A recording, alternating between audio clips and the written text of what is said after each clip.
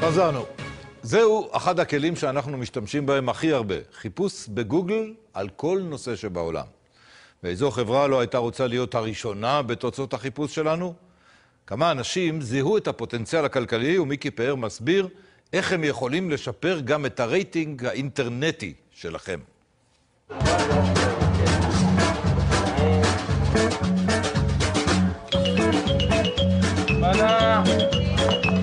אני אוהב חומוס, תמיד אהבתי חומוס, ורציתי להקים אתר שהוא שונה, משהו שאין לאף אחד. בסופו של דבר הגעתי למקום הראשון. זה כבר לא חשוב אם אתה רק אתר קטן שמאוהב בחומוס או רשת גדולה לבגדי נשים. יותר ויותר אנשים מבינים שאם לא מוצאים אותך בדף הראשון של גוגל, אתה לא קיים. אם תקיש אופנת נשים, אנחנו נופיע שם ראשונים. אם תקיש מועדון לקוחות או מועדון VIP, אנחנו כנראה נהיה שם גם ראשונים. בתי השקעות ומילים שקשורים יותר למוצרים שלנו, ועוד גם אנחנו במקום ראשון. איפה עוד חשוב לנו להיות למעלה בגוגל? מילים שהן יותר מתארות המוצרים שלנו. 88% מהגולשים בישראל מבקרים מדי יום באתר גוגל. הרצון להיות בולט גם במנועי חיפוש נוספים הביא לתעשייה חדשה, מקדמי אתרים במנועי חיפוש. ממש כמו שלכל עסק יש פרסומאי, רואה חשבון ועורך דין, עכשיו יש גם מי שידאג שתופיעו כמה שיותר גבוה בתוצאות החיפוש של גוגל. לגוגל יש שפה מסוימת שהוא מדבר עם האתרים. התפקיד של חברה טובה זה לתרגם לאתרים איך לדבר גוגלית. יש אתרים מצוינים, עם תכנים מצוינים, שהם פשוט לא מופיעים במנוע חיפוש, רק בגלל שהם השתמשו בטכנולוגיות לא מתאימות, ובצורת עבודה לא נכונה, ובעצם המנוע חיפוש לא מצליח לתקשר איתם. העיקרון הבסיסי די פשוט. המקדמים מנסים להבין מה גוגל מחפשת בעצם באתרים, ואז משנים אותם בהתאם. אבל מה באמת גוגל מבקשת מבוני האתר? הוא צריך לשים את עצמו ממש במקום של המשתמש. אם משתמש היה קורא את הדף שלו, האם הוא היה מבסוט, איזה אינפורמציה הוא מביא לו? אולי שיעבוד קצת יותר על הדף שלו, שווה אינפורמציה ממש רלוונטית. מה שהחברות האלה עושות בעצם, הן עוזרות לך, אני קורא לזה להתחתך. לסדר את המראה שלך מול המראה של גוגל. זאת אומרת, יכול להיות שאתה בסדר גמור, אבל אם אתה תתחתך קצת, גוגל יקדם אותך בתוצאות. אז כמו במקרה של הביצה והתרנגולת, גם כאן לא ברור מה קדם למה.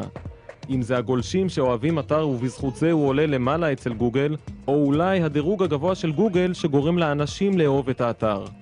מה שבטוח שלהיות מספר אחת באינטרנט זה לא תרגיל שעושים מעכשיו לעכשיו. אנחנו כל חודש מעדכנים את האתר בקולקציות החדשות, וכמעט כל שבוע, פעמיים, 3 בשבוע, מעדכנים גם בכתבות נוספות. בפחות מ4 חודשים אתה לא תראה שום תוצאה.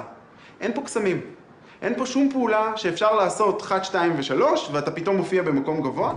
ויש שיטות מהירות יותר להתקדם ברשימה של גוגל.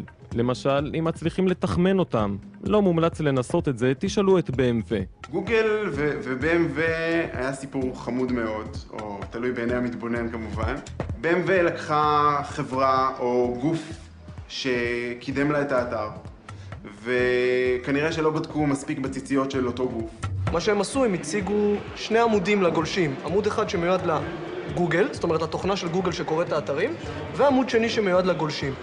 בגוגל גילו את זה, כתוצאה מכך הם זרקו את האתר של BMW גרמניה לאיזשהו דף 8 בתוצאות. עשית BMW גרמני, חיפשת אותם, הגעת להם רק בעמוד השמיני. מה שמכניס אותנו שהמפרסם מבטיח שהוא בעצם מביא אינפורמציה על נושא X ובעצם נותן אינפורמציה על נושא Y. זה מאוד מאוד בעייתי, מפני שהוא מרמה את היוזר. כשאנחנו הולכים לנהל קמפיין מסוים, אנחנו יכולים לשתול מילות מפתח שיקפיצו את המודעות שלנו. להיות מקדם אתרים זו כבר עבודה במשרה מלאה. ככל שמקליקים עליי יותר, אז מן הסתם אני גם עושה יותר עסקים. כמו כל מקצוע אפשר ללמוד אותו בקורסים מיוחדים. זה הנושא החם הבא.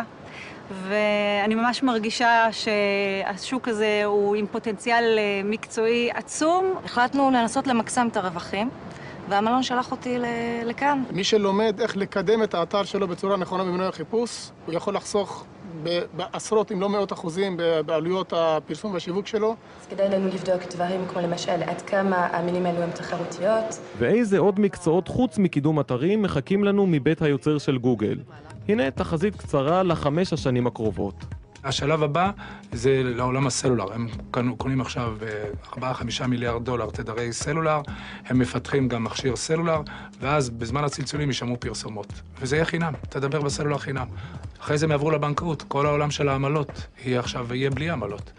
כשאתה תקנה מניות או תעשה תוכניות חיסכון, אז תראה בצד של החשבון הבנק שלך פרסומות, אבל לא תשלם בכלל עמלות. השלב הבא הכי חשוב, שבחדרי ההרצאות ובקניונים, יהיה בכניסה לכל דלת של חדר ההרצאות או של חנות בקניון, יהיה פייג'רנק, כמו שיש היום על כל דף באינטרנט, שאתה יודע כמה נכנסו לחנות, כמה יצאו, כל אחד שיש לו מובייל או משהו כזה, יכול לדרג את החנות.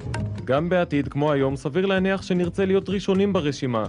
בעולם שבו תוצאות מנוע החיפוש הן מדד מכריע לעצם קיומך, אפשר להבין למה אנשים יעשו כמעט הכל כדי להיות שם.